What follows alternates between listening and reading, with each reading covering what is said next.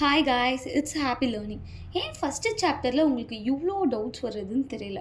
First chapter நீங்கள் தரவாக இருக்கணும்னா இந்த பேசிக் திங்ஸ் நீங்கள் கற்றுக்கிட்டா போதும். ஃபஸ்ட்டு சாப்டரில் நீங்கள் ஜீனியஸ் ஆகிடுவீங்க.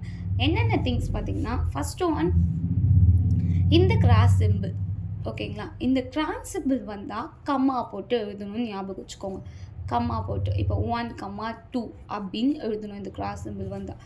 அதுவே இந்த சிம்பிள் வந்தால் 1, 2, 3 ஆர்டர் எழுதணும். ஓகேங்களா? இப்போ 1, 2, 3 ஆர்டர்னால் 1, 2, 3 ஆர்டரில் எழுதணும். இந்த ரூல்ஸை ஞாபகம் வச்சுக்கோங்க. அதுக்கப்புறம் இன்டர்செக்ஷன்னா சேமாக இருக்க நம்பர்ஸ் எழுதணும். இப்போ எக்ஸாம்பிளுக்கு இங்கே 2, 3 இருக்குன்னா இங்கே 2, 4 இருக்குன்னு வச்சுக்கோங்க. இதில் ரெண்டுத்தையும் காமனாக இருக்கிறது என்னது? 2 எடுத்து எழுதணும். ஓகேங்களா?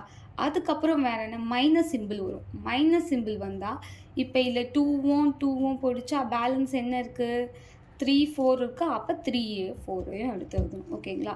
இந்த சிம்பிள்ஸை தெரிஞ்சாலே போதும். ஃபஸ்ட்டு சாப்டரில் நீங்கள் தரவாயிடுவீங்க. ஓகே, ஃபஸ்ட்டு என்ன பார்க்கணும்? இன்ட்டு வந்தால் என்ன பண்ணணும்? கம்மா போட்டு எழுதணும். யூனியன் வந்தால் என்ன எழுதணும்?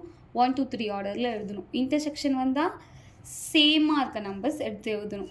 மைனஸ் வந்தால் சேமாக இருக்க நம்பர் அடிச்சுட்டு சேமாக இல்லாத நம்பர் எடுத்து எழுதணும். இப்போ 3, 4 பேலன்ஸ் இருக்க நம்பர் எடுத்து எழுதுவோம். ஓகேங்களா?